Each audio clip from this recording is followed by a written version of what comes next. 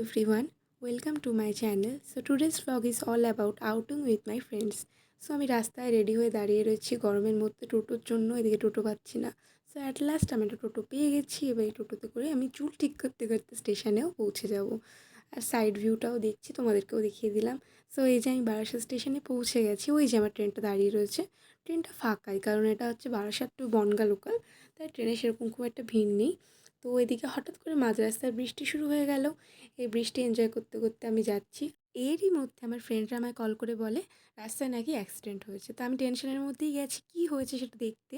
তা গিয়ে দেখি ম্যাডামের হাতে 5টা সেলাই পড়েছে। না ভাবা যায়, ওরা রাস্তা দিয়ে হাঁটছিল নর্মালি, কোনো ভুল ছিল না। একটা ইঞ্জিন ভ্যানের কাছে ঘষা লেগে তার হাত একদম চিড়ে গেছে, মানে হা হয়ে কেটে গেছে নাকি শুনলাম। তো 5টা সেলাই পড়েছে। ম্যাডাম তো সাজগোজ সব নষ্ট, কেঁদে কেটে ব্যথায় স্বাভাবিকই।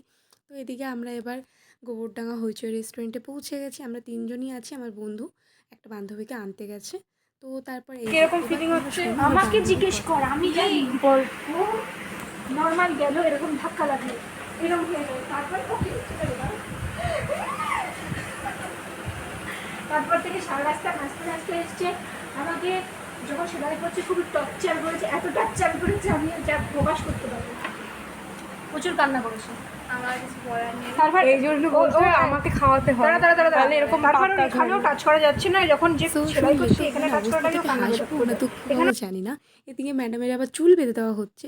তো এই যে তুহিন, ওয়েন্ড্রিলা, এই যে ইনি হচ্ছে রিশা, আর তার পাশে যার অ্যাক্সিডেন্ট হয়েছে সে হচ্ছে পূর্ণিমা। সবাই চলে এসছে। এদিকে আমাদের স্টার্টারে KFC style fried chicken lollipop চলে এসছে। তো খাওয়াও কমপ্লিট হয়ে গেল। দেন মেন কোর্সে আমাদের এসছে হচ্ছে বাসন্তী পোলাও অ্যান্ড চিকেন কোলাপুরি। সত্যি খেতে খুবই ভালো ছিল। এদিকে আমরা না খেয়ে আমাদের মজাই আর কি নিয়ে রয়েছি। বন্ধুদের সাথে এগুলো বেশ ভালোই লাগে। এদিকে আমার খাবার ঠান্ডা হয়ে যাবে, আমি খাওয়া শুরু করে দিলাম। খাওয়ার পর দেখা হচ্ছে।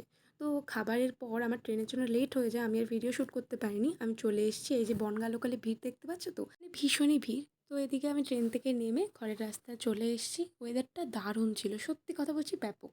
হাঁটতে হাঁটতে আমি ঘরে পৌঁছে গেলাম। সো বাই সবাইকে।